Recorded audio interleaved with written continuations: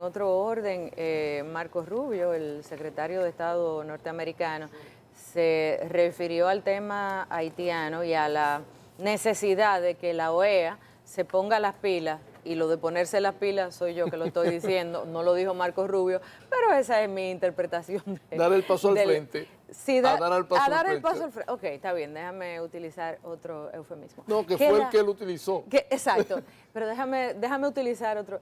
Que de por Dios la OEA, que ustedes lo crearon para eso, por favor, hagan algo. Marco Rubio habló sobre el tema justamente ante el Senado norteamericano y quisiera que verdaderamente haya alguna acción. Me siento optimista.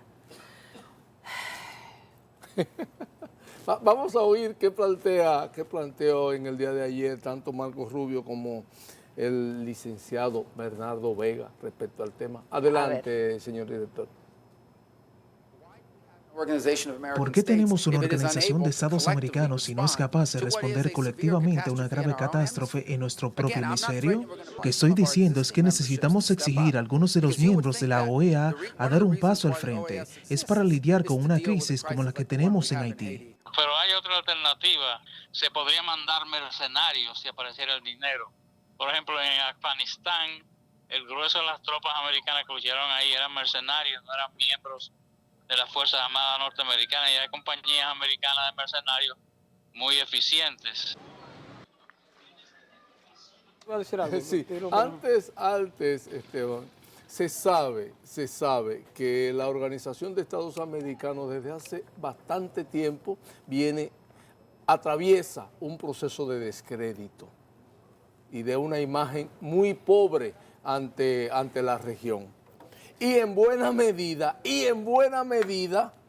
tiene que ver con esa imagen pobre que muestra la OEA, que ha mostrado la OEA desde un buen tiempo hasta acá, el accionar justamente del gobierno de los Estados Unidos, que es quien ahora le pide que se ponga, que dé un paso al frente. Que ellos dicen o sea, que es ahora que le pide el gobierno de los Estados Unidos a la OEA que dé un paso al frente. Pero justamente la OEA ha venido en ese proceso se puede decir, de descrédito, se puede decir hasta de desaliento ante la región. Justamente ahora es que Marcos Rubio se da cuenta de esa realidad. No, eso es viejo, eso es viejísimo. Y si la OEA no ha encaminado acciones para hacerle frente a esta situación, en buena medida, porque es el gobierno, digamos, paraguas de esta organización, es justamente por el accionar de los Estados Unidos. Hay que poner esto en contexto y puede tener dos interpretaciones la exposición de Marcos Rubio. Ponerlo en contexto porque Marcos Rubio lo que estaba era haciendo un planteamiento ante una comisión senatorial en la gestión que está haciendo el gobierno, el Poder Ejecutivo de Estados Unidos, de reducirle los presupuestos a organismos multilaterales donde Estados Unidos hace grandes aportes de dinero.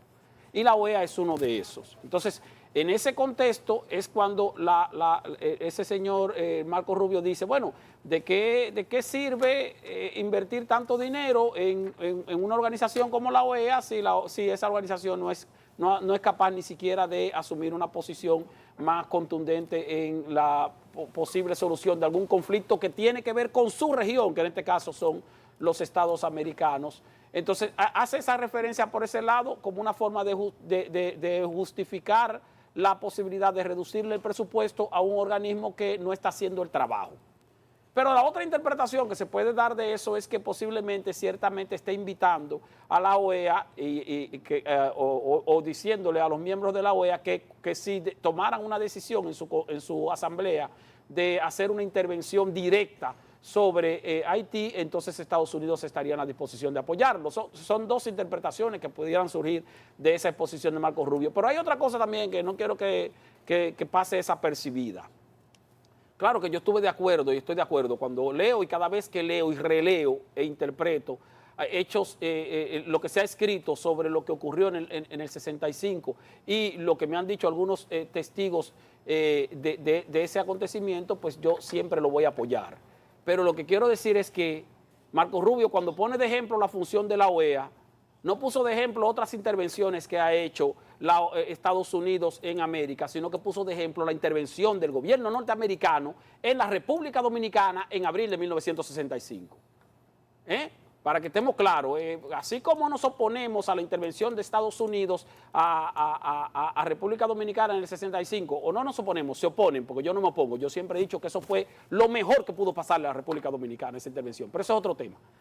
Entonces ahora estamos apoyando y queremos que Estados Unidos intervenga a Haití. Me podrán decir, no, son situaciones diferentes, porque aquella vez era un asunto de constitucionalidad, aquí es un asunto de delincuencia. Bueno, eso habría que revisarlo mucho más profundamente. Pero ese fue el ejemplo que puso Marco Rubio. El ejemplo que puso de la inacción de la OEA fue, porque en el 65, en abril del 65, se actuó en República Dominicana. Ese fue el ejemplo que puso. No puso actuaciones posteriores de la OEA en algunos países de América, sino ese específicamente. Pero sabemos de la inacción, Esteban, de la OEA desde hace un buen tiempo. ¿Tú recuerdas lo que ocurrió en Honduras? Un golpe de Estado en Honduras a medianoche. ¿Sabes qué hizo la OEA? Se cruzó de brazos, totalmente de brazos. Y Honduras no se desangró porque ellos mismos pudieron ponerse de acuerdo. Pero Honduras estuvo a la puerta de desangrarse frente justamente a la inacción de la OEA. Pero mira qué ha ocurrido en otros países de la región. Es decir, que la OEA viene en un proceso de inacción desde hace un buen tiempo, La OEA prácticamente no camina. Y reitero, no camina porque quien le ha servido de paraguas económico, financiero a la OEA es justamente Estados Unidos. Y si Estados Unidos no la impulsa, la OEA no se mueve. Bueno, pero ya dice, como dijo Marco Rubio, que Estados Unidos estaba dispuesto a asumir un liderazgo, a pesar de que suspiré y no me siento particularmente optimista, o digamos que tengo un pesimismo bien informado, quizás podríamos ver algo. Lo que sí es cierto es que se trata de dos ocasiones, dos momentos, incluso históricos completamente diferentes.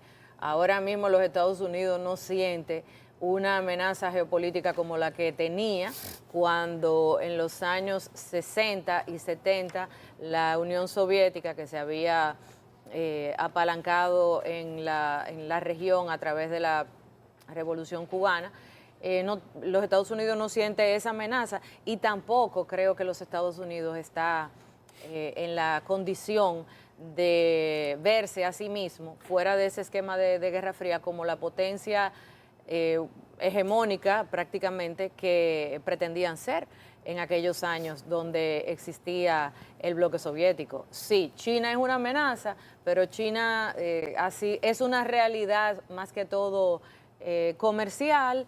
No se ve esa violencia y esa tensión que había en los años donde la Unión Soviética constituía el bloque que se oponía a justamente los Estados Unidos.